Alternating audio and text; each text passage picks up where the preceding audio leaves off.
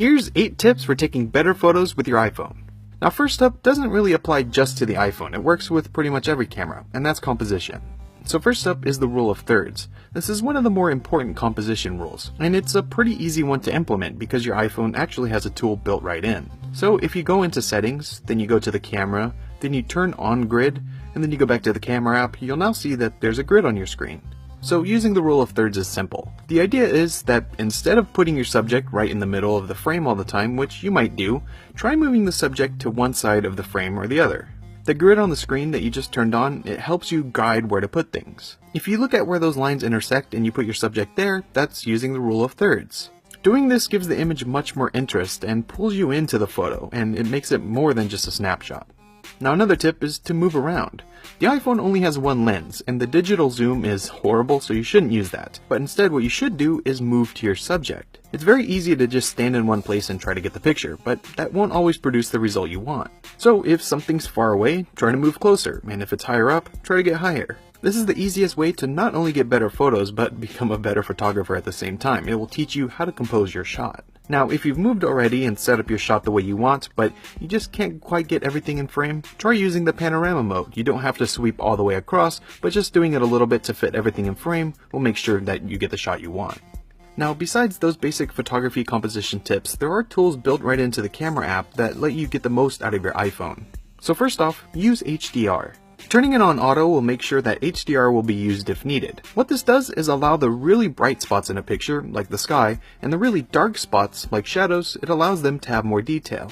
A normal picture will kind of average everything in the shot into one brightness, but HDR combines multiple exposures, so basically takes multiple pictures and makes them into one image. And that allows you to have much more detail all throughout the picture. So putting it on auto will give you that advantage when you need it. Another tip is tap to focus. So that yellow box that pops up on your screen when you're taking a picture is actually the most powerful tool in the app. This allows you to tap anywhere on the screen and have that part both be in focus and be properly exposed. So for instance, if you have a subject that is really bright and close up, and you want to make sure that it looks good, if you tap on it, that yellow box will appear around it. It will set the focus and expose itself based on where you tap. So now that really bright and close image will be sharp, and it won't be too bright or too dark.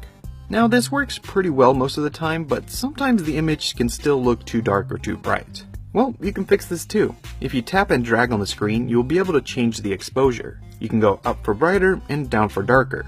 And this will let you dial in exactly how bright or how dark you want the image to be. And also with this yellow box, if you have everything set the way you want and you don't want it to change no matter what, if you hold down on it, it will lock itself and make sure that nothing changes. Overall, this feature will give you the most control over everything in your picture and is the most important one to remember when looking to get better photos. Now finally, after all these tips, the last one is to turn off your flash. For about 99% of the time that you want to take a photo, the flash is only going to make it worse. Using the tips mentioned will help you get that nicer, brighter image without using the flash. Now, if it's really dark outside or wherever you are, and that's the only way to get the image, then okay, turn it on. But other than that, try to limit the flash to when you're looking for something you dropped. So those are some tips on how to take better photos with just your iPhone. Following these will help you get the most consistent photos that look great, and it will give you a great starting off point that you can learn and grow from. So let us know down below with a comment if you have any tips for taking better pictures with your iPhone. And if you have a favorite shot that you've taken, be sure to tweet it to us over at MacRumors. We'd love to see them. If you enjoyed this video, be sure to subscribe to see more videos like this, and visit MacRumors.com for the latest Apple news. I want to thank you all so much for watching. I'm Mac Gonzalez with MacRumors, and I'll see you next time.